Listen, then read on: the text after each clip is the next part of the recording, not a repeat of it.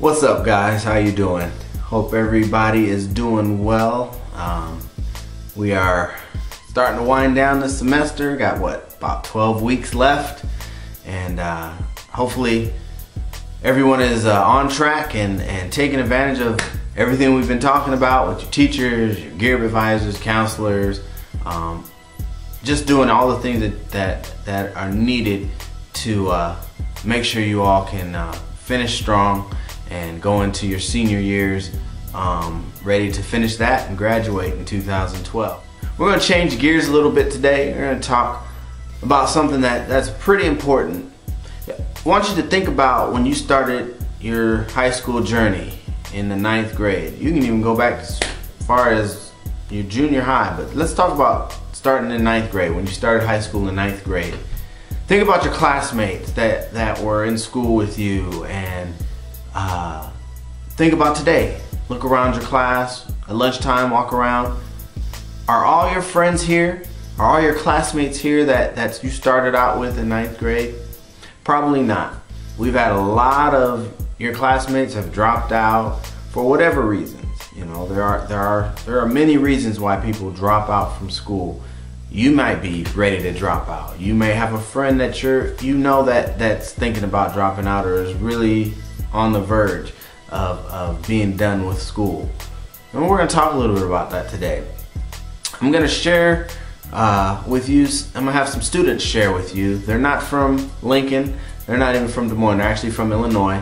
But I'm going to let them share with you their perspective about dropout, being a dropout. These are some dropouts, and they have so many different reasons. Like I said, there's so many reasons why people drop out. It's not always just because they didn't feel like going to school and things of that nature. That's part of it, but there are some other legitimate reasons why students may drop out. But I want you to listen to these guys.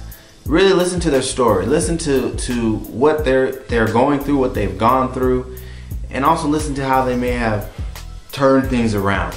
And maybe you can put that in your situation, or maybe your friend's situation, and see how maybe that might be something that you can use as motivation, or give you that spark that helps you to say, you know what, I can make this, I can do this, or I'm not going to let my friends go down this road. I'm not going to let my friends drop out. I'm not going to allow their situation and circumstances to be the reason why they don't graduate. So let's take a look. I would love to take credit for the production of this. It was not my production, but we will enjoy this. You know, hopefully you guys have some things you might want to talk about in your advisory after looking at this. But we'll talk about it a little bit more after you guys check this out.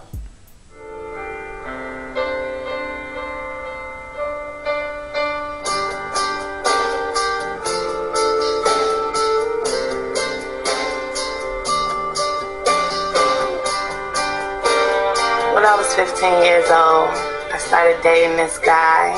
He was into drugs, marijuana, so I did it. Then I just started slipping out of school to, you know, be with him, ditch school to be with him. And then shortly it just became like me. Like I knew where to get it from, so I'd be leaving and smoking myself or my friends. And it just started going down the drain from there. And there's always fights going around. People talk about you behind your back, and it gets annoying. We all went into high school together, 9th grade, and then because of all the segregation and because of the gang wars, because of everything, by the time 10th grade hit, basically 11 of them dropped out. My parents, they were involved, but I turned 18 and I wanted to move out. You know, I had some friends that wanted me to move in with them, and I was like, sure, you know, I'll move in. And just everything went downhill from there, including school. Freshman year, I got pregnant, and then, you know, took leave to have my son. You know, I went back to school after I had him, and my mom was my babysitter, and she had gotten sick, so she couldn't watch him anymore, and I just kind of fell behind a lot and quit school. At school, I got made fun of a lot, so I was like an outcast. So I didn't really like going to school or anything like that. I mean, I played sports and did stuff like every other normal kid, but when I moved up here from Tennessee, it was like I was overwhelmed. The school was way more. The population of the school was 2 times of what I was used to. And I basically just got caught up in the streets, the fast life. I didn't drop out of school because I didn't like school. I actually had to drop out of school because my mom had got locked up at a time, and I got evicted out of our apartment, and I had to work full time to get my own apartment at that time. My mom and my dad, they were both involved. And it's like my dad, he would like come up to the school, and like he would talk to the same teachers that would tell me at the end of the semester that I'm doing horrible. But all they would say was, "Oh, he's doing good. He's just having fun. He's a high school kid. He's a teenager." I love ecstasy. Like at the time, it was like nothing else really. I was doing it almost every day. Like it was an almost everyday thing for me. I was addicted to it. I can't lie about that. I got infected with mycoplasma, which is like severe bronchitis or pneumonia, and it put me out for 2.5 weeks. And when I came back, it was really hard to get caught back up. I really tried, but I pulled out with D's, and that's a downer. It hurts really bad. It really hurts, and it's like you try your heart out, and it's not good enough. I don't know. Once I started failing, it's the same. Like I just keep getting deeper and deeper in the hole. So when my friends started dropping out, I just eventually said, "Forget it."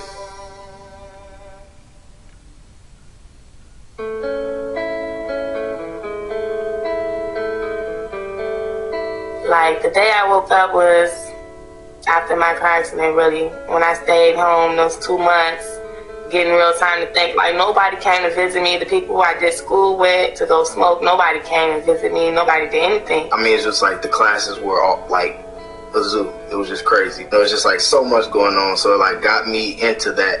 So it was like I was off track. Like at the end of the year, like about junior year, and I'm just like, man, I don't have enough credits to even become a senior yet. So I'm just like, okay, I gotta do something about this. I went to my 09 class of graduation. Seeing everybody graduate, it was sad because, how was I there to represent them when I was supposed to be walking on the stage? My whole family was there taking pictures of other people's kids, Fast food restaurants are not really hiring people that don't have a high school diploma or GED, and I need a job.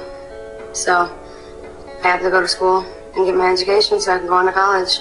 We had a son last April on the 10th, so he's 6 months. It's wonderful.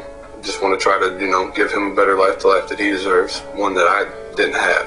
I started realizing, like, I'm getting older. They're not playing with me no more. Like, it's not juvenile, it's adult.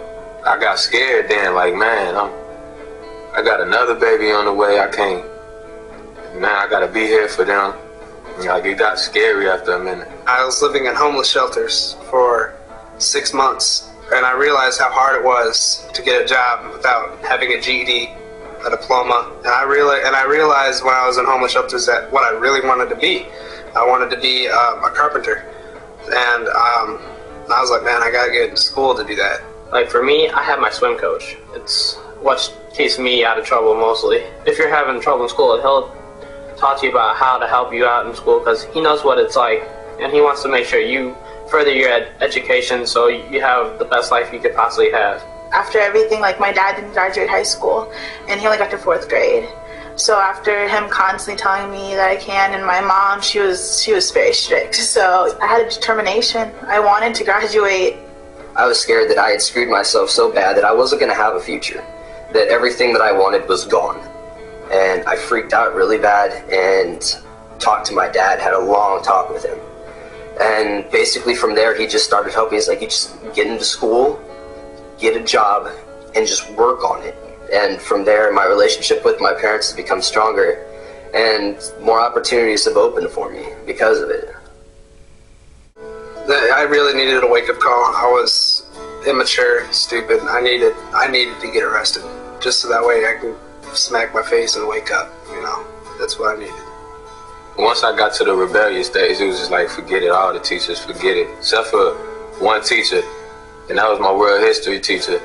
And he was just like, he was cool. Like, he was the only one who just, man, you got an F on this test. What's wrong with you? You need help. It's amazing. Like the school, it's like people talk to you and you could do anything, and you actually, as long as you're willing to learn, you will learn as much as you can, and it's something that I never saw coming my way. All of our staff has experienced the same experience we've been through. And, you know, that's what I want, somebody who's been through it. Eventually, that's what it took, was some tough love from my parents and from counselors and teachers at school. They're actually there to help with the students. And I've made a personal relationship with them because of it, and they've helped me through a lot of this. Adults really don't fail you. I mean, it's up to you, and it's your decision to use it how you want to. But without the support and without the backing of an adult, you don't have no way. You don't have nobody to look up to. You don't have a role model to follow. And everybody needs a role model or a mentor or something along the lines, because if not, then you're basically just lost. If I didn't go to the credit recovery school, I'd still be behind. And probably, you know, another year. But it's just like, you know, like, it just brought so much light to it, you know, to where like I can get my work done, you know, and it's not like teachers are putting me down like, okay, well, he has potential, you know, potential won't get you nowhere without the work. So it's like, you just can't, you know, say a child has potential and not help them out. It's awesome to know that somebody actually cares and they're trying to do something about that. If you have troubles with, it could be relationships, money, like probation, police, anybody in that school is willing to help you 100%. And I was talking to Jerome the other day. He's like one of my favorite people in the school because like he's the main one I could really relate to. And he tells me, I'm like, how much do you make here? He's like, I really don't make anything. He's like, what I enjoy is seeing people get out of school and graduate and come back and tell me I made it. And I can't wait to be one of those people. Like, I just want to make my parents so proud, and I want to see people, you know, smile at me for being me. And that's what it's all about. I mean, that could be you, it could be your best friend, it could be one of your classmates.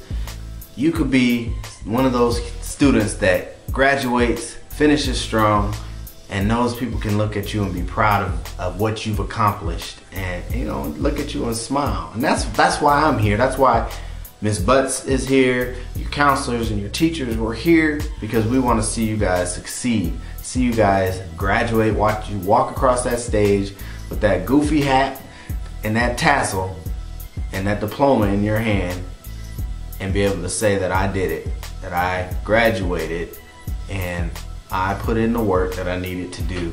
It is going to be work, but again, find that person, find those people, those adults, those teachers, counselors, advisors in your school that you know you can connect with, so that they can help keep giving you that push to keep going, keep working, keep doing the hard stuff, the stuff that you know you really don't want to do, but you know it needs to get done.